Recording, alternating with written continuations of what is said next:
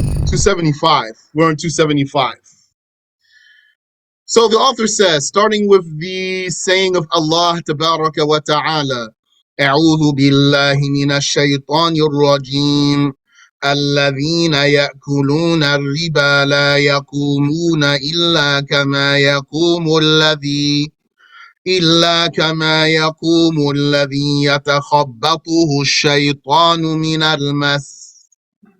Those who consume usury shall not stand from their graves and come forth quickly as the others do. The usury they consumed weighs down their bellies, and they do not stand except as he who was slammed by the devil stands from the touch of insanity that he has. Yani, the people who consumed riba in this life, consuming it means all sorts of consumption of the money.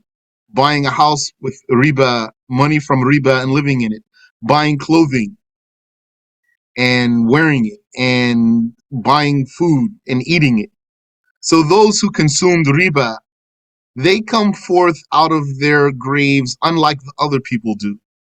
They come out like they're crazy, like they're having seizure, like they have epilepsy. It's like they're crazy. And they can't get up and move like the other people can. They are weighed down.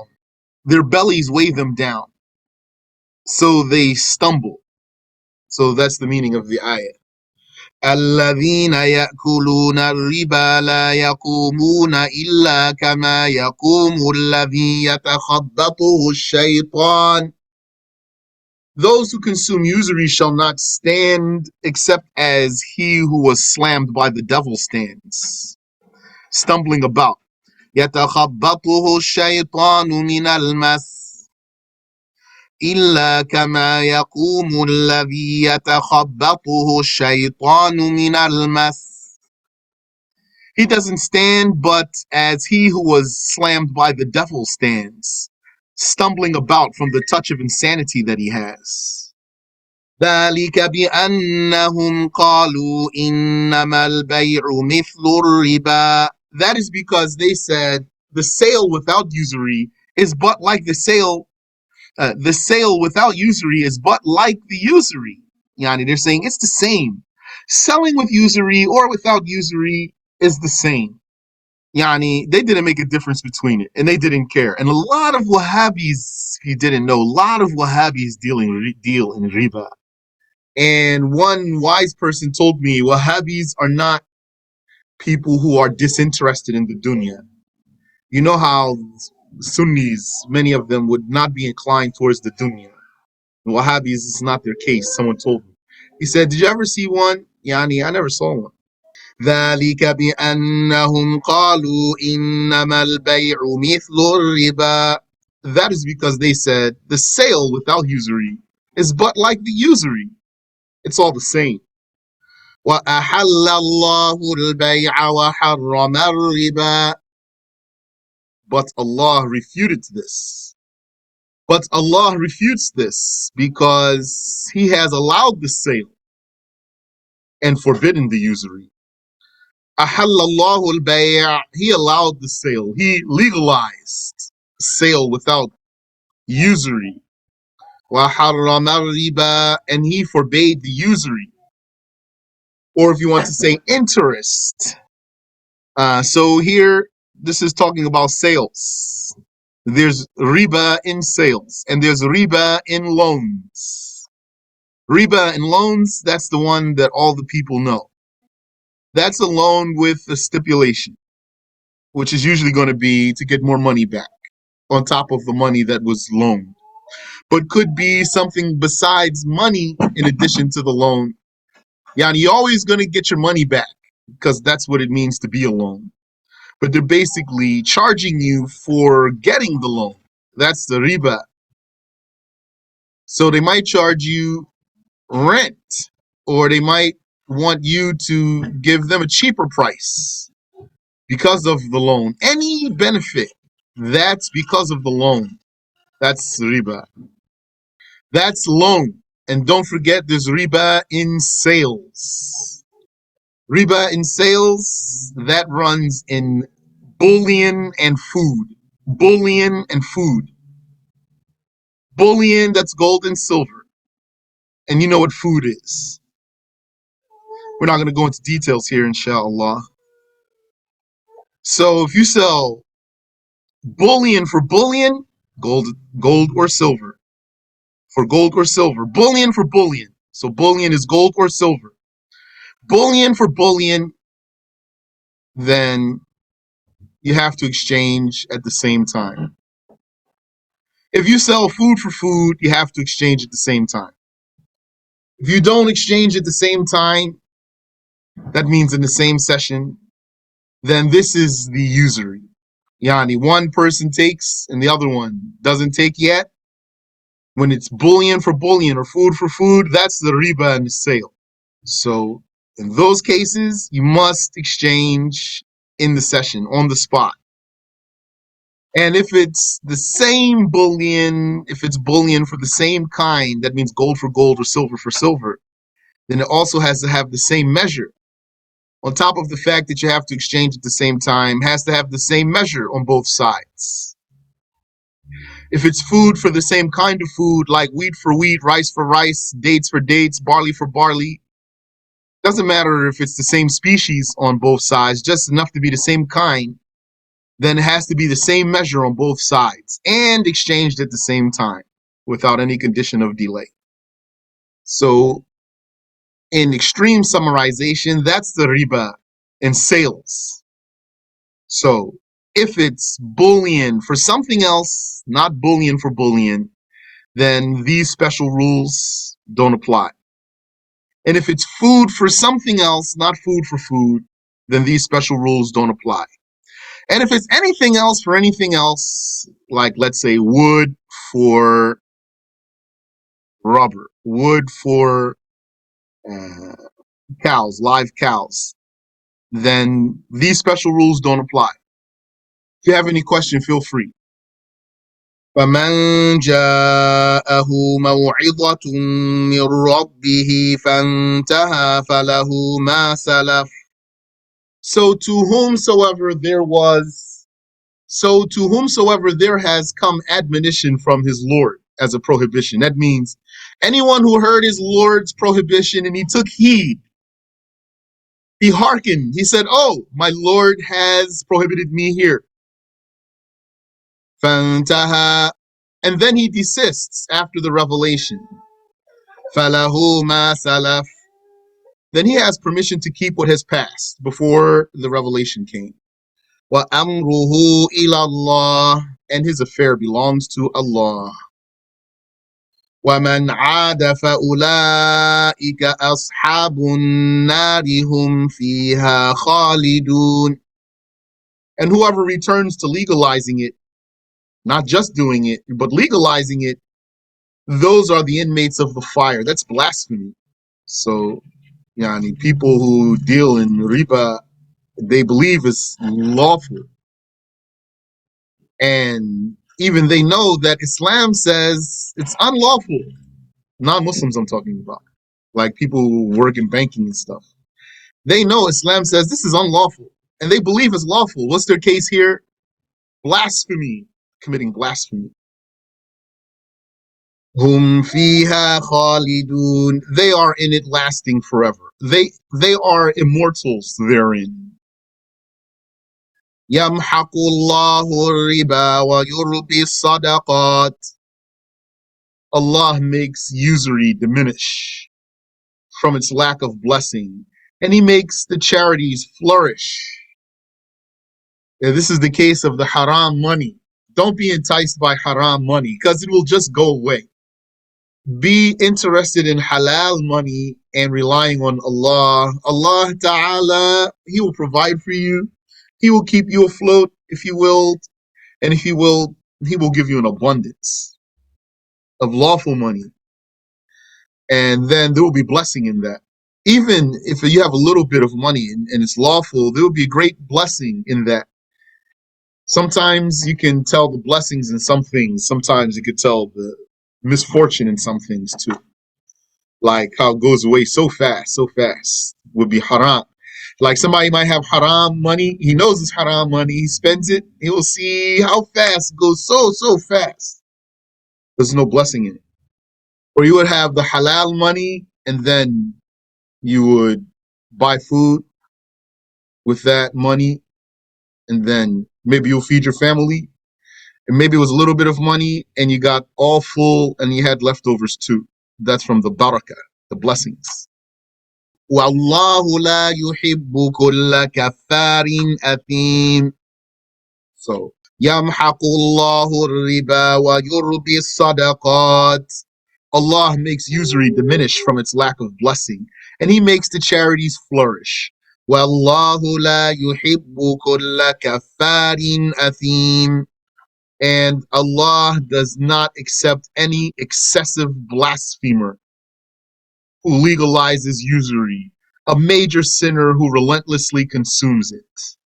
Kaffar, as you know, fa'al, this pattern is hyperbolic pattern, means amplified form of fa'il, doer. So if a person committed blasphemy once, he'd be a kafir. And if he commits blasphemy a lot, like if he's an excessive kafir, you can call him kaffar, and you can call him other things too, like kafur. Here it's kaffar. That's why it says here excessive blasphemer, very blasphemous. Wallahu la yuhibbu kulla kaffarin athim. And also athim, that's hyperbolic form of athim. Athim is sinner. So athim is major sinner. According to the context here of the matter at hand, Allah does not accept any excessive blasphemer who legalizes usury. That's kufr, legalizing usury. It's not kufr if a person just deals in usury without legalizing it. A major sinner who relentlessly consumes it. Inna alladhina amanu. Inna alladhina amanu. Surely those who believed in the prohibition of usury. So you can see here, it just looks like it says, surely those who believed. And you see how did some of the interpreters direct the interpretation in accordance with the context, or else one would just see it as repetition. Inna alladhina amanu. Surely those who believed in the prohibition of usury. Wa amilu salihat. And they did righteous deeds. Wa aqamu salata wa atawu zakah. And they observed the prayer and paid the zakah. Lahum ajruhum inda rabbihim. For them is their reward from their Lord, or theirs is their reward from their Lord, or they shall have their reward from their Lord. وَلَا خَوْفٌ عَلَيْهِمْ وَلَا هُمْ يَحْزَنُونَ. And no fear shall be upon them, nor shall they grieve. يا أيها الذين آمنوا اتقوا الله وذروا ما بقي من الربا. يا أيها الذين آمنوا اتقوا الله وذروا ما بقي من الربا. All those who have believed, fear Allah and abandon seeking what remains due of usury from deals done prior to the revealed prohibition.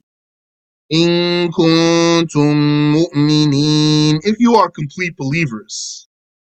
Naam. And as for what I told you of riba in sales, those rules are revealed to Prophet Muhammad sallallahu alaihi wasallam. The Arabs didn't used to know about that. What I told you about selling bullion for bullion and selling food for food, how it has to be at the same time. And if it's the same bullion, if it's a bullion for the same type or food for the same type, even if the species differs on each side, then you have to also have the same measure on both sides. This is something the Arabs didn't know. This was revealed to Prophet Muhammad sallallahu alaihi wasallam. But the The riba of usury, the riba of the loan, the usury of the loan, the Arabs knew that, and other people knew that too. فَإِن لَّمْ تَفْعَلُوا فَأْذَنُوا بِحَرْبٍ مِّنَ اللَّهِ وَرَسُولِهِ. But if you do not comply, then be informed of the declaration of war from Allah and His Messenger. وَإِن تُبْتُمْ فَلَكُمْ رُءُوسُ أَمْوَالِكُمْ لَا تَظْلِمُونَ وَلَا تُظْلَمُونَ. And if you repent from dealing in usury, then you may have the principal amount of your monies, not wronging the debtor because you will take only what you loan, nor being wronged by being paid only what you loaned. Yani, if you repent from dealing in usury, you say, okay, now the revelation came, and I know that this interest is haram. I can't do it anymore. And so you just took back the money that you loaned only. Then you won't be wronging anyone by not taking more money than what you loaned out. And you won't be getting wronged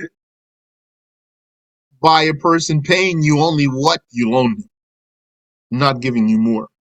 وَإِن كَانَ ذُو عُسْرَةٍ فَنَظِرَةٌ إِلَى مَيْسَرَةٍ. And if the borrower were in difficulty, yani, he doesn't have the money, but it's due, then the judgment is that he is granted a grace period until he is in ease. So that's from the Quran. We learned this rule in the book of obligatory knowledge, that it's obligatory to give a person who's unable to pay you your due loan that's owed to you, he's unable, then it's obligatory to give him grace period. How long? Until he can pay you. That means you can't harass him. You can't fine him. Fining him will be riba in itself. You can't give him, you can't charge him interest because he's late. All you can do is just give him time to pay you only. That's it. Yani, Allah Ta'ala made loans legal for helping people, not for profit. You cannot profit from a loan in any way. And you're not allowed to agree to that. Now, not going according to Hanafi school, what I'm saying to you, not according to Hanafi school. Shafi'i school here. I'm not answering anything according to Hanafi school now. You can't deal in the loan that has interest, taking it or giving it, taking the interest or giving the interest. وَأَن تَصَدَّقُوا خَيْرٌ لَكُمْ إِن كُنتُمْ تَعْلَمُونَ. And for you to be charitable is better for you if you knew and worked accordingly. To be charitable, yani, to drop the debt, or to drop part of the debt, or the grace period itself, it is the charity. So you need to just be patient. That's better for you. And if a person does not pay his loan when it's due and he's able, this is counted as a sin of the tongue. That's where it is, in the section on the sin of the tongue. The procrastination of the loanee. The procrastination of the loanee. Procrastination here means he's able to pay. If he's not able to pay, he doesn't have the money, then he's not sinful. وَاتَّقُوا يَوْمًا تُرْجَعُونَ فِيهِ إِلَى اللَّهِ. And beware of a day in which you shall be returned to life for the judgment of Allah. ثُمَّ تُوَفَّى كُلُّ نَفْسٍ مَا كَسَبَتْ وَهُمْ لَا يُظْلَمُونَ. Then every soul shall be paid back in full for what good or bad deeds it has acquired. And they shall not be wronged by the loss of a good deed or the addition of a bad deed.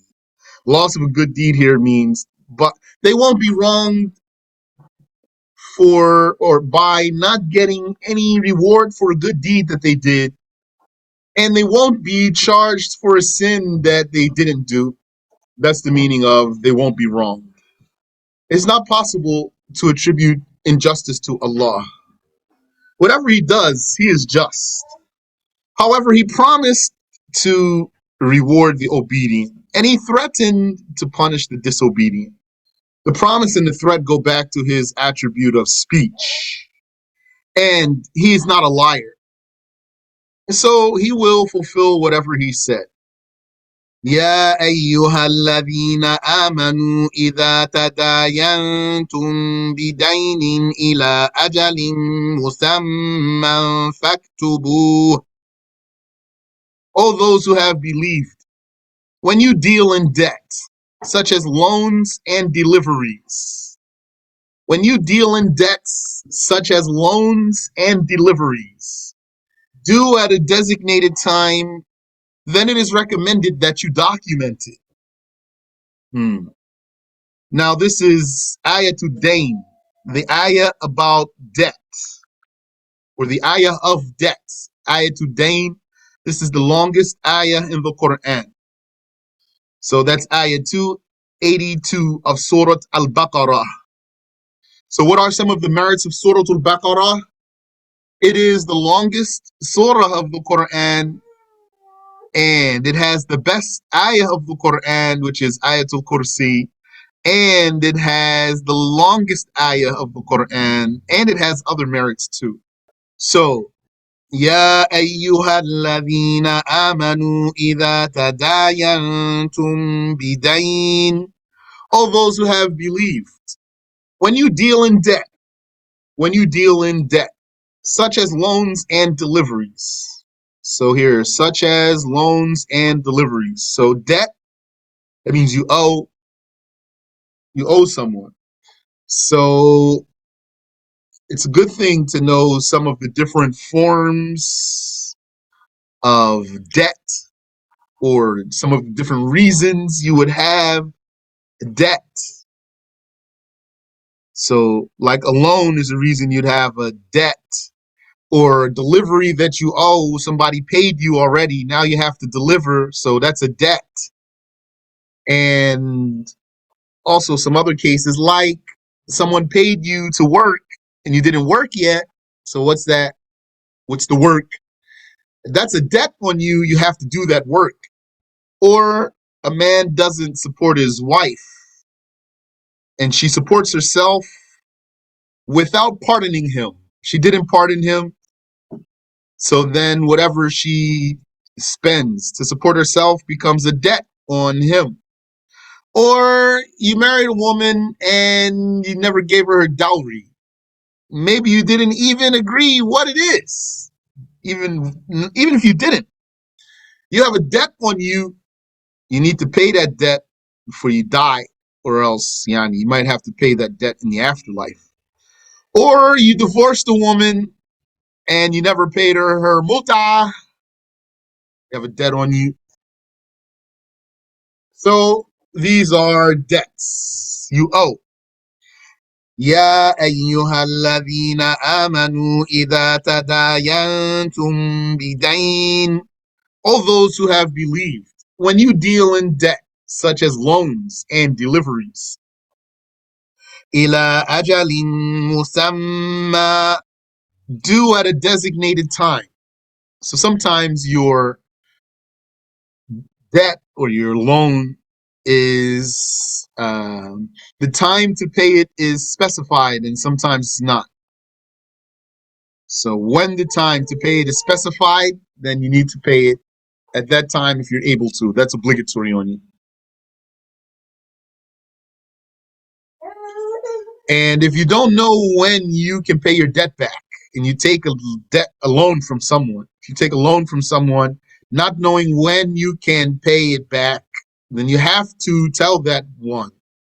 You need to say to him, "Can I borrow some money from you?" And he says, "Yes," for example. Then you need to say to him, "But I need to tell you, I'm not sure when I can pay this money back." So if he still accepts, then he accepts. Faktubu. Then it is recommended that you document it. Not obligatory, although it's in the form of a command. Write it. If we take what's in brackets or parentheses out, it would say, "Oh, those who have believed, when you deal in debt due at a designated time, then document it." That's a command. This is a command for recommendation. This is guidance. That's suggestion, not obligation. And this ayah is not contrary to the hadith of the Prophet ﷺ when he said, we are an illiterate nation, we don't write, and we don't calculate. That means, this hadith means, our religion doesn't require that. وَلْيَكْتُبْ بَيْنَكُمْ كَاتِبٌ بِالْعَدْلِ. And let a cautious scribe among you, who is knowledgeable of the religious rules, document it with fairness. Always important to have someone knowledgeable about religion in your affairs, all of your issues. Even if you had an army and your job is to go and kill people, you need to have some mashayikh in your ranks.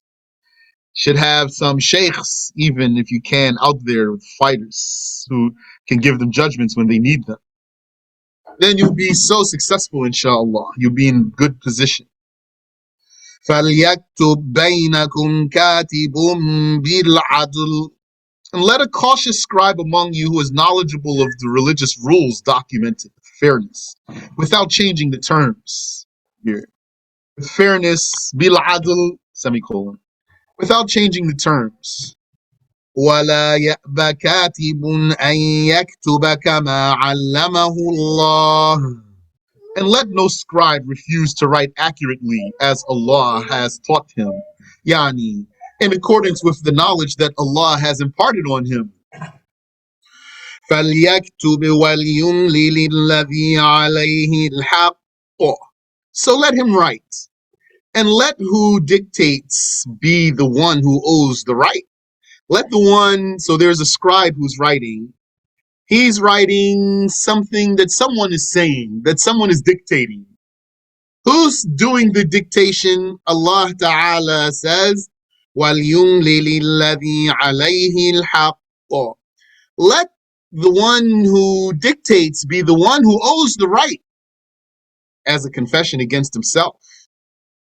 That's what happened with Ibn Taymiyyah, by the way. That confession that's documented about him, he wrote it with his own hand. They didn't say, this is what Ibn Taymiyyah says. I'm Fulan writing what Ibn Taymiyyah says.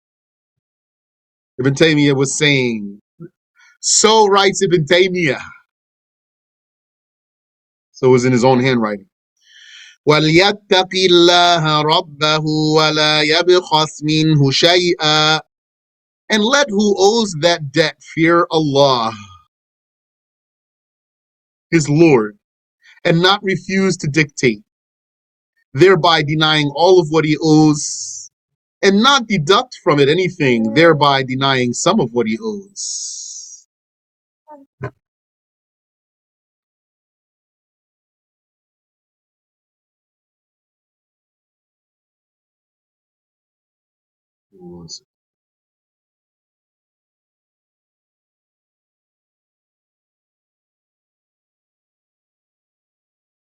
وَلْيَتَّقِ اللَّهَ رَبَّهُ. And let who owes that debt fear Allah, his Lord, and not refuse to dictate. Let him not say, I won't be the one to dictate that one who the debt is on him, thereby denying all of what he owes. He doesn't want to dictate so that nothing that he owes be documented. Let him fear Allah, his Lord. وَلَا يَبْخَسْ مِنْهُ شَيْئًا. And let him not deduct from it anything, thereby denying some of what he owes. Let him not deny any of what he owes, not all of it, nor some of it. So that's the fairness that the Quran commands us with. This is the fairness with which the Quran commands the believers. And the believers believe in this. We practice this. Yani, general statements, of course. Muslims really believe in these things. We're not hypocrites, alhamdulillah. He said, if someone were to provide another person with money to invest in real estate property, which would then be remodeled and sold with the agreement of a return of the initial investment, along with a set percentage based on the eventual selling price, would that be usury? All right, let me come back to that, inshallah ta'ala. فإن كان الذي عليه الحق سفيها أو ضعيفا يمل لا يستطيع أن يمل هو فليملل وليه بالعدل. But if the one who owes the right is restricted from dealing for being irresponsible, or he is a helpless child, or a helpless elder, yani someone who needs help, someone who can't deal on his own, or this person is not able to personally dictate, فَلْيُمْلِلْ وَلِيُّهُ بِالْعَدْلِ, then let his custodian dictate with truth, honesty, and fairness. وَاسْتَشْهِدُوا شَهِيدَيْنِ مِنْ رِجَالِكُمْ, and call to witness two witnesses from among your free pubescent believing men. فإن لم يكونا رجلين فرجل وامرأتان ممن ترضون من الشهداء. If they were not two men, those witnesses that you summon, then one man and two women amongst those of whom you approve among the witnesses. أن تضل إحداهما فتذكر إحداهما الأخرى, so that if one of the two women errs, the second of the two will remind the other. وَلَا يَأْبَى الشُّهَدَاءُ إِذَا مَا دُعُوا, and let not the witnesses refuse to testify when they are summoned. وَلَا تَسْأَمُوا أَن تَكْتُبُوهُ صَغِيرًا أَوْ كَبِيرًا إِلَى أَجَلِهِ, and be not reluctant to document that debt, whether the debt were small or large. Document it with its due date. Whether the debt were small or large, or it means whether the documentation were small or large. You have to write a lot or a little bit. ذَلِكُمْ أَقْسَطُ عِندَ اللَّهِ وَأَقْوَمُ ذَلِكُمْ أَقْسَطُ عِندَ اللَّهِ وَأَقْوَمُ لِلشَّهَادَةِ وَأَدْنَىٰ أَلَّا تَرْتَابُوا. That documentation is fairer to Allah and more accommodating for accurate testimony, and more plausible for you as a witness, a judge, or an owed person to not doubt the terms of the deal. Subhanallah. So this is just a little bit of the Quran here. There's a lot of knowledge here. There's a lot of wisdom here. There's when one thinks about all of what this Quran contains, he cannot really conceive that Muhammad made this up. Especially when he knows of Muhammad alayhi salatu wassalam, that he was an illiterate man. He didn't have formal education. He didn't travel the world. So they have so much insight. That's why some kuffar, they said they didn't believe in Muhammad. They said, but he was for sure a genius. That's how much you can't deny how impressive all of this is. إلا أن تكون تجارة حاضرة تديرونها بينكم. Right, unless that trade is a trade with present merchandise, which you exchange among yourselves on the spot. إلا أن تكون تجارة حاضرة تديرونها بينكم. Right, unless that trade is a trade with present merchandise, which you exchange among yourselves on the spot. Yani, if you're just trading right there on the spot, you see his money, he sees your money. Money here means merchandise and anything with monetary value religiously. You see his money that he wants to pay you. He sees your money which is whatever he wants to buy from you. And then you exchange right there on the spot. And then you don't have to write this. فَلَيْسَ عَلَيْكُمْ جُنَاحٌ أَلَّا تَكْتُبُوهَا. Then there is no blame on you for not writing it because it is not a debt.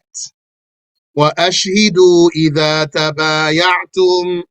And it is recommended that you take witnesses when you barter with one another instead of scribes. Bartering here means exchanging, selling. Bartering is the essence of selling. And really, it's not different from selling. Probably what makes the difference between bartering and selling is a bigger picture of the economy. When you talk about economy, something wider than the exchange itself. But in terms of mere exchange, bartering is selling, exchanging, swapping. All of that's the same thing. If the conditions are there, then it's what's called in our religion, bay', sale. So when it comes to merely swapping, exchanging, selling, bartering, should you write it all down? فَلَيْسَ عَلَيْكُمْ جُنَاحٌ أَلَّا تَكْتُبُوهَا. There's no blame on you for not writing it down when it's just this type of deal.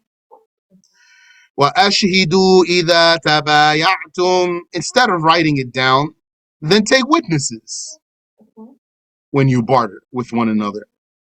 وَلَا يُضَارَّ كَاتِبٌ وَلَا شَهِيدٌ. And let no harm be done to any scribe nor witness by rushing them when they are busy, or by not paying the scribe, etc. Like someone says, you want me to be a scribe for you? You're going to have to pay me. I don't want to be a scribe for free. And then you don't pay him. وَإِن تَفْعَلُوا فَإِنَّهُ فُسُوقٌ بِكُمْ. وَإِن تَفْعَلُوا فَإِنَّهُ فُسُوقٌ بِكُمْ. And if you do that, then surely it will be a major sin upon you. وَاتَّقُوا اللَّهَ.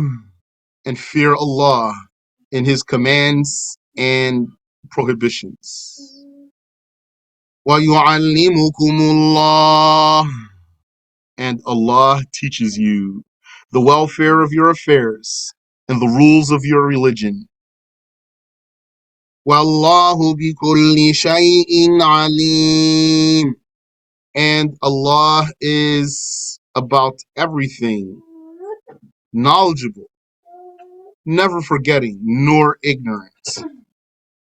وَإِن كُنتُمْ عَلَى سَفَرٍ وَلَمْ تَجِدُوا كَاتِبًا فَرِهَانٌ مَقْبُوضَةٌ.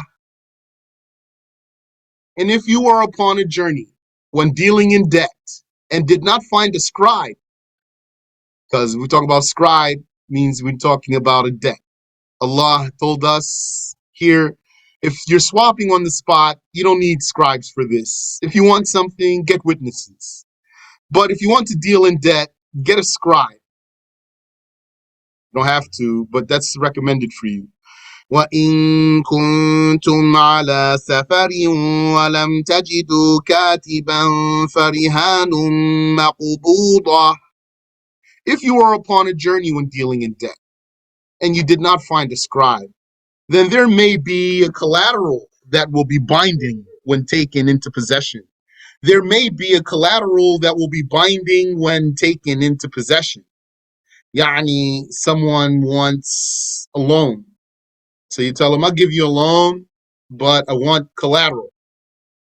The collateral has to be an object, like a house or car or horse or bigger or smaller, a book or something, some jewelry or the like.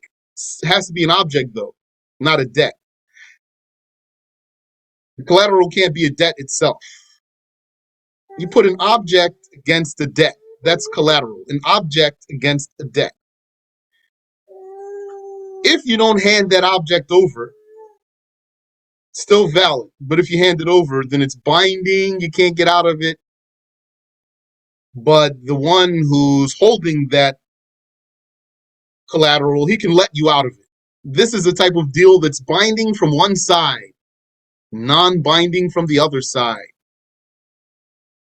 فإن أمن بعضكم بعضا فليؤدي الذي اؤتمن أمانته. But if you trust each other, and therefore there was no document, and there's no witness, and there's no collateral, so as they say, on faith, still permissible, then let who was trusted fulfill his trust. That's what Allah commands. That's what Muslims believe in. So, yani, good Muslim, or yani, even if he's not the best Muslim in the world, but he wants to practice his religion, he's going to say, I owe that guy money, I'm going to give him his money. He's going to say, I'm a Muslim, my religion told me I have to. If he was a Jew, though, he might do something else, or even another type of kafir. But there are some non-Muslims who stick to their word. وَلْيَتَّقِ اللَّهَ رَبَّهُ وَلْيَتَّقِ اللَّهَ رَبَّهُ. And let him fear Allah, his Lord, and not deny what he owes. وَلَا تَكْتُمُوا الشَّهَادَةَ. And do not conceal the testimony, O witnesses. وَمَنْ يَكْتُمْهَا فَإِنَّهُ آثِمٌ قَلْبُهُ. And whoever conceals it, then certainly sinful is his heart. وَاللَّهُ بِمَا تَعْمَلُونَ عَلِيمٌ. And Allah is about what you do of hiding the testimony or giving it knowledgeable. Nothing is hidden from him. And when you look at these good manners that the Quran teaches us, then how could someone believe that Islam is a religion of killing, a religion of all the bad things they say? Because those are not compatible. Being ruthless killers and, oppressionists and all of those things, that's not compatible with what we're talking about now. Being fair, being just, keeping your word.